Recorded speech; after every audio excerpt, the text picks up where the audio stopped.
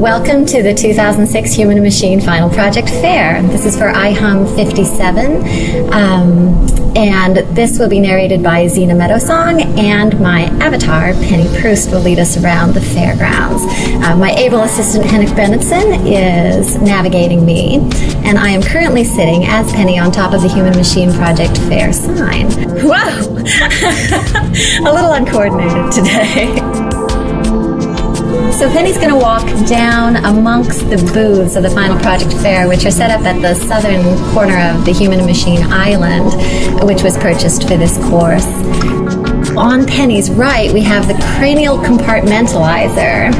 This is a small device that can be plugged into the ear to allow the user to download part of his or her brain onto a computer, which will then perform a pre-specified task, allowing the rest of the brain to be used for different activities. So, for instance, play basketball and talk to his girlfriend on the phone and write his iHome paper all at the same time, because part of his brain has been downloaded, outsourced, as it were, onto a computer. Moving right along to the thermosuit, this project is an invisible suit which covers the entire body and regulates temperature through a watch interface.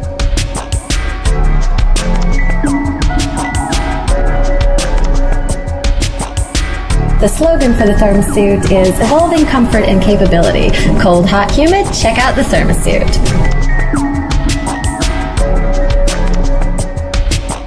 This is quite a lovely display.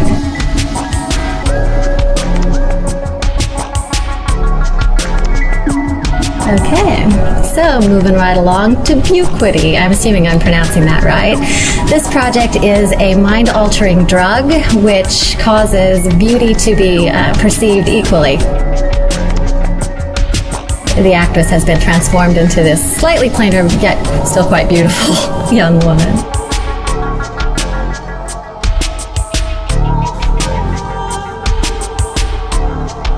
This is a project that considers makeup as a prosthesis, looking at the way makeup, and specifically makeup advertisements, suggest that makeup enables not only beauty, but deep human experience.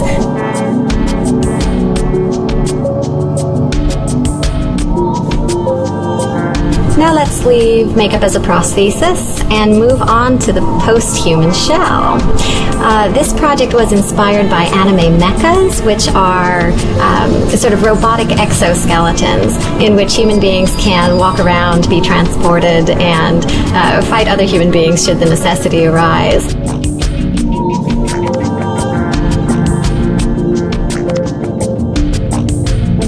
You can see on the back that this post-human shell is propelled by rocket launchers of a sort.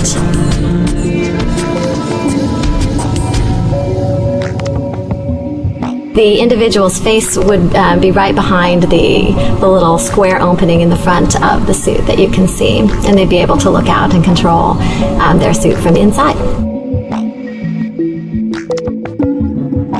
Moving right along to the Dream House. This project is a dream recorder put together by the Dream Team. The idea behind the dream recorder is that you put on a cloth mask to go to sleep in, kind of the sort of mask you wear on an airplane to block out light, and it records your dreams while you're sleeping. The Dream Team has recorded an avatar's dream, which is playing in the dream house as Penny's sitting there on the bed. So Penny is leaving the dream house and entering the sad world. Sad, her feet look really funky in that shot. SAD stands for Suji Ann device. And the way this works, if Penny wants to sit down in the little red chair, the avatar in this case, or the human being in a futuristic scenario, is plugged into the computer, which is the gray box to the right, through a cable which plugs into the back of the neck. And when that happens, the individual is boosted into a virtual environment, which is all-consuming. Okay, so Penny is now wearing the helmet that goes along with this device and facilitates, as I understand it, the interface between the computer and the plug, which absorbs the individual entirely within the virtual world called the SAD world. So Penny can go ahead and take that helmet off, and we'll go on to the next exhibit. Okay, so the human shell, not unlike the post-human shell, is a device worn by an avatar, or, well, in a futuristic scenario, a human being, which functions as a kind of mobile house. As you can see, it's solar-powered, it has solar panels on either side, and it resembles a turtle or a snail shell. The human shell is completely self-sustaining and provides shelter, water, food, waste management, and energy for the user as part of a complete and indefinite life support system. So walking back down the aisle, past the sad world, here we are at nanaids. Nanaids are nano-devices programmed with an individual's DNA in infancy, which regenerate organs and suppress the expression of any genetic disorders. The object of nanaids is to increase lifespan and replace any failing organs in a body with genetically engineered mechanical organs.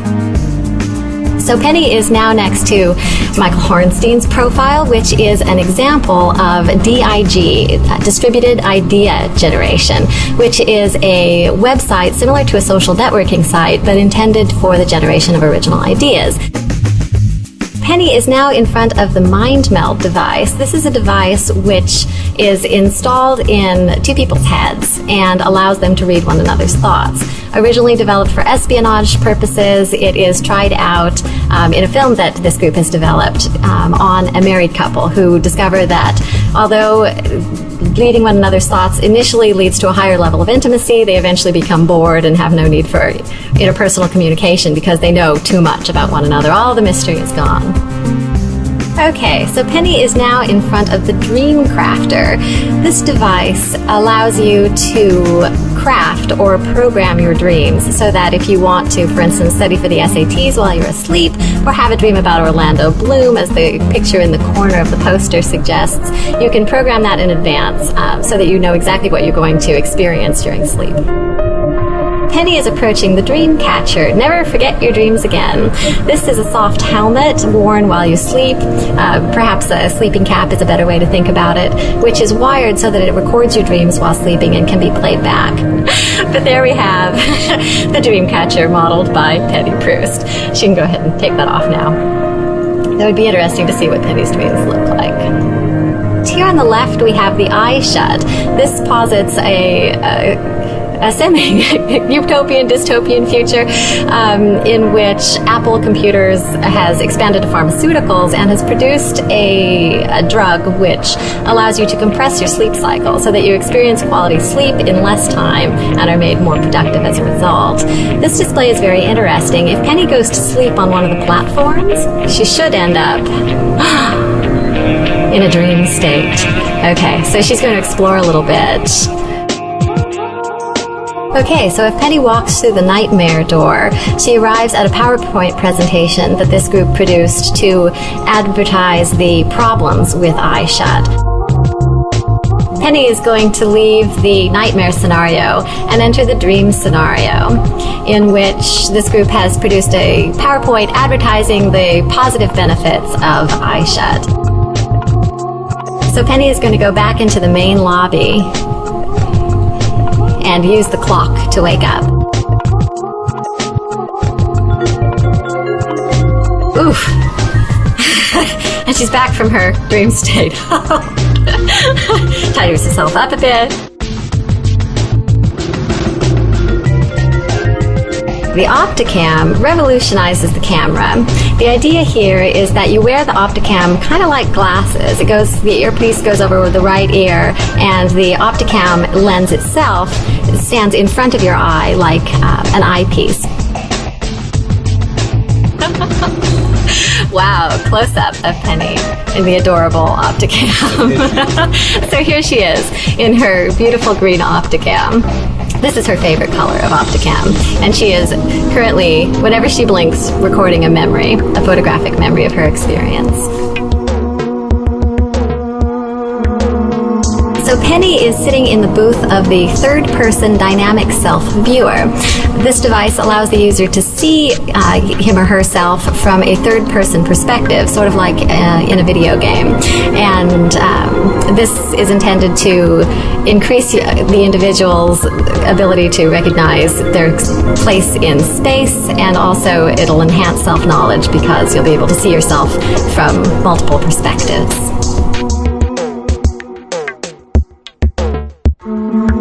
This is a music stand with a piece of music on it called Sinfonia Machinica, which was composed by Nick Hirsch. And the idea behind the Sinfonia Machinica is that it's a piece of music which is produced and composed machinically. Each instrument enters for 4 bars and plays the same piece repeatedly throughout. The idea is that it's partly a prosthetic for understanding Plato's ideal society, the mega machine or the Callipolis, in which each individual is suited by nature to one specific role. So I'm going to have Penny wave, there she goes, to demonstrate more or less what it would look like if Penny were actually conducting the Sinfonia Machinica.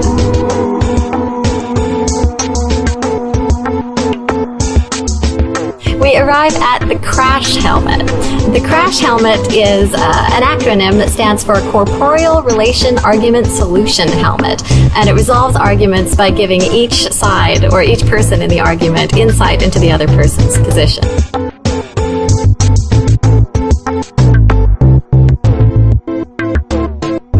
And this display, quite colorful, is more an abstract representation of the project called car pants.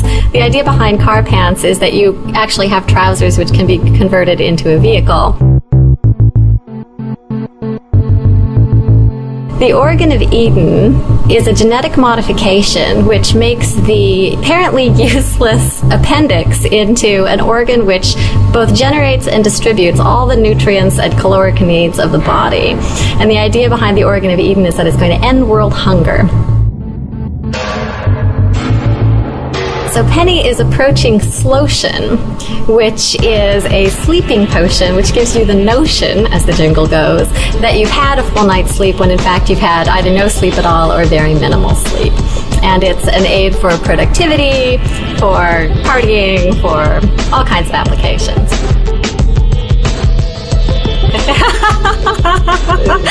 She's very excited about Slotion. Okay. Roboscopics.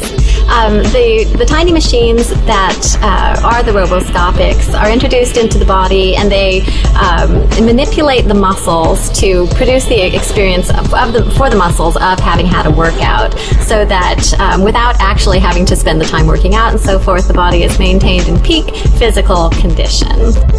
Second body is an interface between a human being and a robot. An implant is placed in the brain of the human being, which sends directions or commands to a robot, which then sends sensory data back to the human being.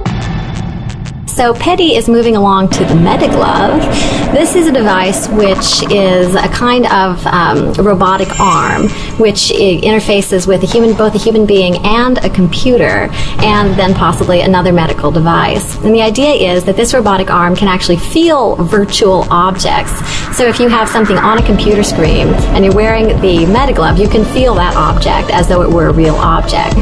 So Penny's going to step off the bench that she's been standing on and walk down to the personal flying devices booth, and she's going to put on a pair of wings.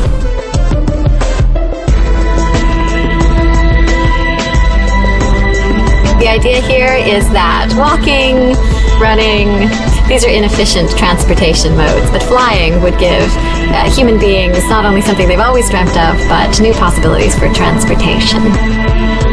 And now we're approaching Send-A-Hug. This is a chip implant in the brain which allows one to send, receive, or save the sensation of a hug or other personal contact. It's ideal for foreign students, individuals in long-distance relationships, etc. Okay, joining us now is the lovely Alice Petty, Damiqti Seurat in Second Life, and Damiqti and Penny are enjoying a lovely glass of champagne before we move on to the other side of the island. Alice, would you like to say a few words? Hi, yeah. Cheers, y'all. Damiqti appears to have some kind of a drinking problem. Girl really loves her champagne. Happy to be here. I'm going to go check out some projects. Totally. Okay. Shaking it on the stage. This is Penny and Damiqti doing their flapper dance on the socially networked clothing runway. Yeah. I feel socially networked. We are totally socially networked. And look how our platypus t-shirts represent our joint identity. For sure. So what we're going to do is do a sort of runway show with the platypus t-shirts on, and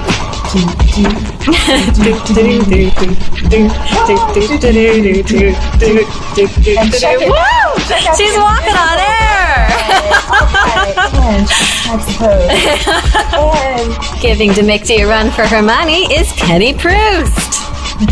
Almost literally a run for her money. I'm gonna get down to the end of the runway first. Whoa! And into the air she goes. Oh, wow. Now that's a supermodel. I'd like to see Tyra Banks do that. All right, so Penny and Damiqti are now in front of Disneyland as a prosthesis. The idea behind this project is that Disneyland augments human experience from infancy forward, and that the experience of that augmentation or that happiness is something that changes over time but sticks with you your entire life. And this little sign, handily enough, distributes Mickey Mouse hats. So maybe Penny and Damiqti would both like to wear a Mickey Mouse hat. Oh, you bet. Replacing existing, you're going to be bald. Oh no. Oh, no. Next time wear their cricket hats. Penny's just looking on serenely. She feels that she has been completely robbed of her dignity, and she objects. K-E-Y-M-O-U-S-E.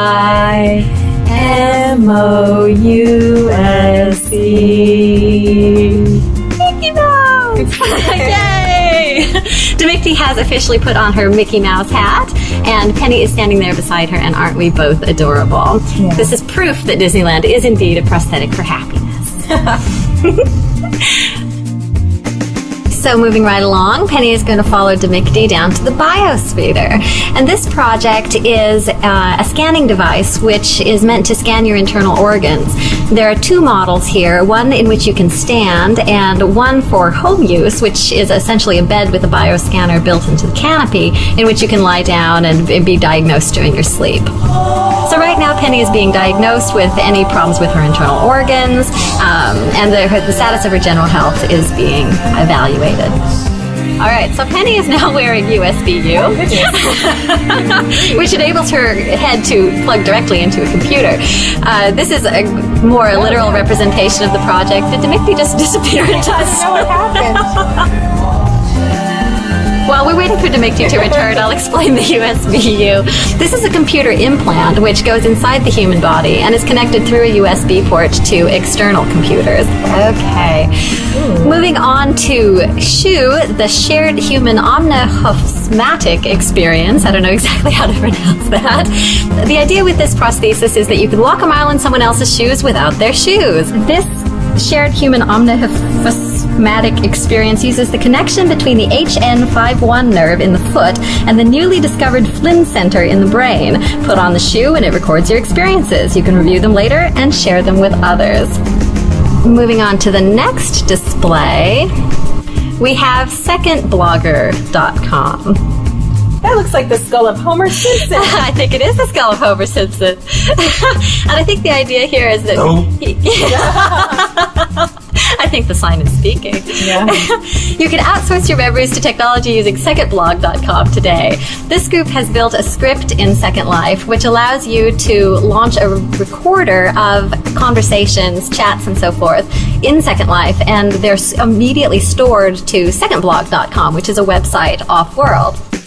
So Penny and Damiqti are going to fly on over to the neural interface controller. Ow! Henrik dropped Penny again. He denies responsibility.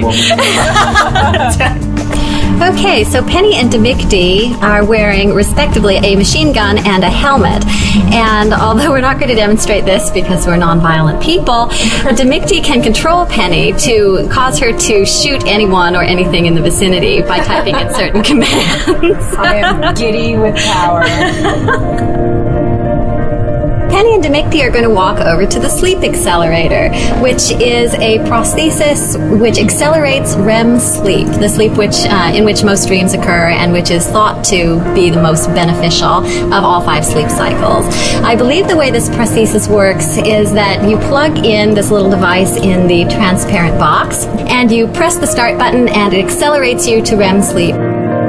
The SimCAD is about a simulated cadaver in place of yellow pickled cadavers that medical students currently have to deal with in gross anatomy courses.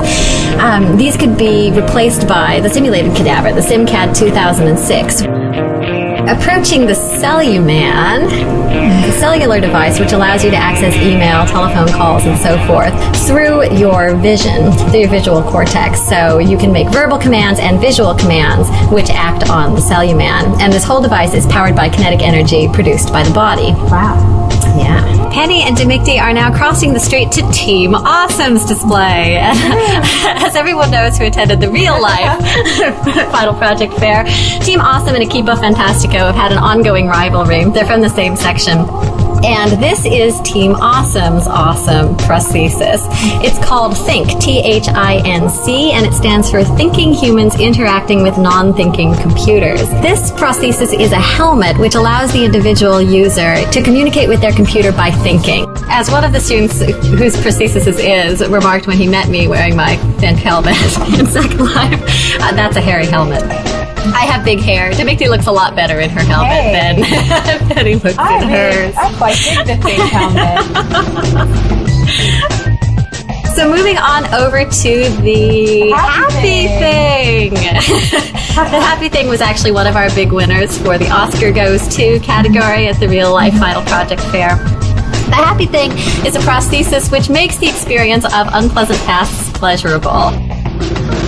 So Penny and Damiqti are now approaching the Morphette, which is a robotic pet which at the touch of a button morphs into whatever kind of animal you want. So if you start out with a cat and you get bored with a cat, you can morph it into a dog. And when you get bored with your dog, you can morph it into a pig and so forth. So long as you don't learn how to do that with TFs. Right, exactly. No morphing your TFs.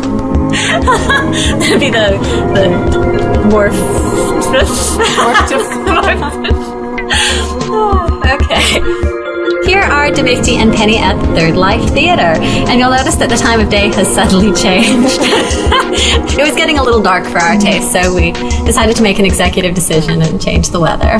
Yeah. Third Life Theater is a theater built in Second Life, which plays not only First Life movies in Second Life, but Second Life movies in Second Life.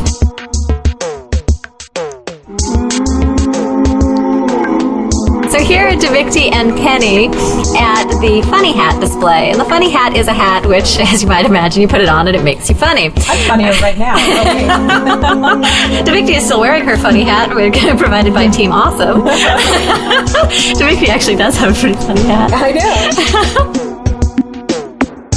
Penny and Damiqti are now at Skype as a prosthesis. Skype is obviously an existing prosthesis.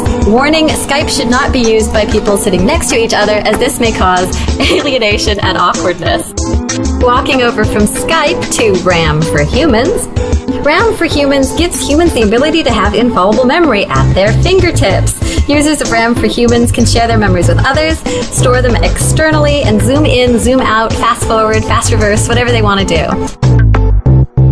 Penny's walking over now to the hyperhepatics, redefining the frontiers of liver functionality. The hyperhepatics is a vaccine which reconfigures an individual's DNA for the production of a super liver.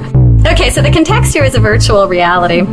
administered by a therapist for psychotherapeutic purposes, which temporarily, for the period of about 30 seconds, takes away everything good about your reality and induces an experience of a reality in which everything you value has been removed, as you can kind of see from his illustration. Okay. Hi. Hey, Penny. Or rather, hey, Damiqti. Hey, Penny. I'm talking to myself. So that concludes our tour of the Human Machine Final Project Fair for 2006. Thank you very much for joining us. Do we want to wave goodbye? Bye.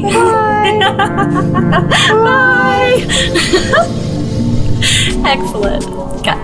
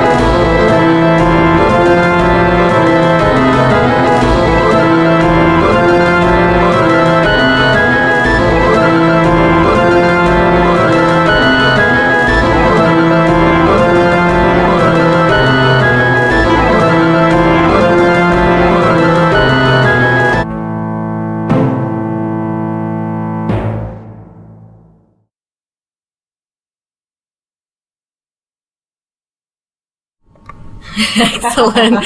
Penny and Damiqti are making muscle movements in front of a picture of Professor Shanks as a bodybuilder. It's an homage. It's an homage, presumably to his hard body lecture. There goes Penny again. She just can't get enough. Cut. All right, so here we are. Blowing kisses to Henry Lowood and his glamorous escorts whom we don't approve of. Okay. Cut. I love how I can put my leg through your leg. Yeah, I keep kicking you in the shade. But I'm totally okay with that because we're socially networked. That's right. It looks more like spasms. If you But graceful spasms. Look at our grace. that must be what a virus looks like in 3D. That's a computer virus.